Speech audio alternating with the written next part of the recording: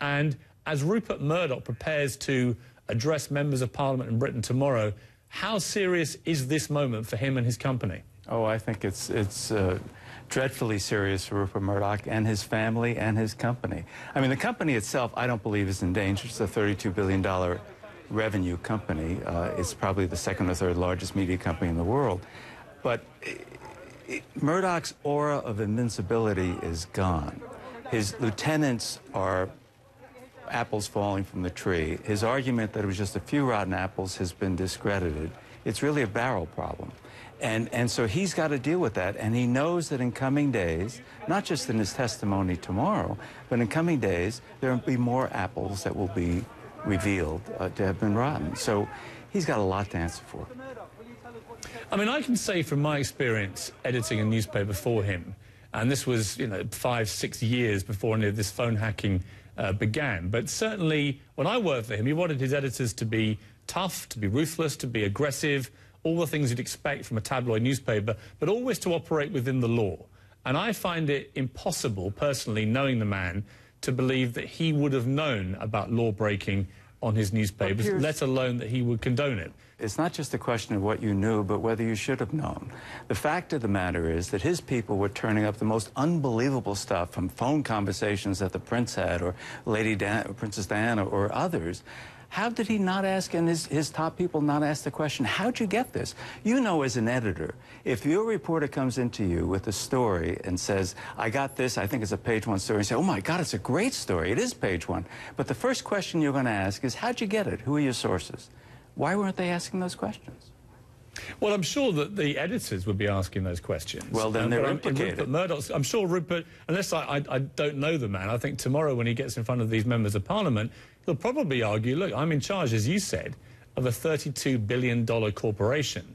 I cannot be expected to micromanage the methodology of every single part of his company. I mean, would you expect him to? No, I would not, but I would expect him to at least, when he sees these salacious, delicious stories on page 1 that are as scandalous as they were, I expect him to at least, because when I profiled Murdoch in '95, I lived with him for 10 days, and he was calling his editors every day. You came into his all-white office, and every newspaper of his from around the world, 130 at the time, were lined up. He saw those headlines. He would leaf through many of those papers.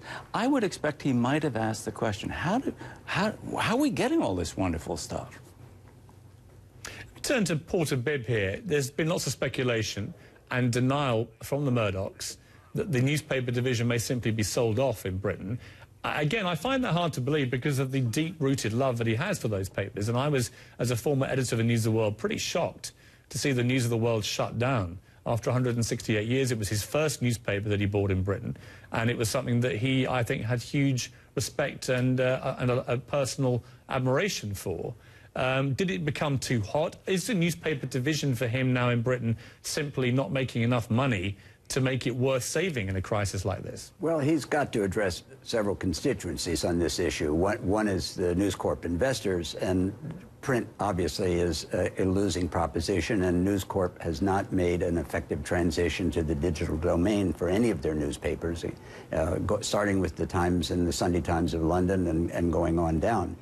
Even the Wall Street Journal is really still a marginally profitable, if that, venture, for which he way overpaid by several $1 billion. But the other issue that he's got is in the UK, he is seen by politicians and regulators as dominating the media with his heavy de facto control interest in Sky News and Sky B, and still the majority of the major national dailies. So it's a matter of public record, Piers, that 8 weeks before this whole Shakespearean drama hit the headlines, Rupert and some of his senior managers were meeting with financial advisors and investment bankers exploring the possibility of selling the entire News International conglomeration of newspapers. That's probably going to be inevitable now, and who knows whether the Wall Street Journal and the New York Post will be included. Let me turn to Jessica Reif-Cohen here. Full disclosure from the start, your firm is involved in the Murdoch purchase of Sky B that's now been put on the back burner because of its crisis. Do you agree with that reading? Was your information that the Murdochs were considering selling their newspaper division? Now, I mean, we have no idea, and a lot of what's been in the press, some of it's true, it may be true and some may not. So we really don't know. But from an investor perspective, I think everybody would be thrilled if News Corp spun out the newspaper division or sold it, but somehow separated it from the entertainment assets. And let me ask you, I mean, obviously, the B-Sky-B deal was a huge deal for News Corporation, 10 billion pounds, so, you know, $16 billion. That's now looking like it's in serious jeopardy. What it seems to have brought to the focus is the significance of newspapers to News Corporation. It used to be the financial cash cow. You know, when I was at the News of the World, it made $100 million a year profit, at least. Now they're not so dominant. Do you see a time coming as newspapers diminish in their importance, where the Murdoch Corporation, well, News Corporation, with or without the Murdochs, views newspapers as disposable assets to let them focus on television and movies, which make more money?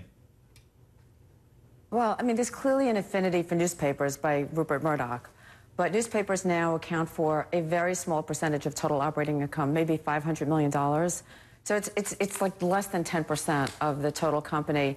And the UK properties are less than 10 cents a share of value. So they're really not that significant. All of the growth has been in newer media. So cable networks are now over 50% of the company's operating income. And there's tremendous growth in satellite assets like Star TV in India and Sky Italia in Italy. Sky Deutschland is starting to turn around, and obviously B-Sky-B. They wanted full control because it's still relatively underpenetrated and still very much a growth engine and a free cash flow machine. I mean, from a purely business point of view, the stock price of News Corp has been crashing for the last 2 weeks. Is it now cheap? Do you think that these shares are now undervalued, given the scale of this crisis? Yes, News Corp has lost over $8 billion of value since the crisis erupted in the last few weeks.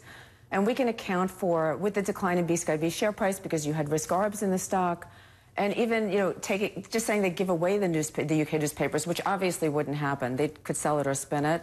But that's maybe $2 billion of the whole decline. So $6 billion is more emotional, more about the unknowns. But I think at some point when we get through this, as long as the U.S. assets aren't touched and aren't pulled down with this scandal, if this is UK contained, then this is an amazing, amazing entry point into News Corp stock.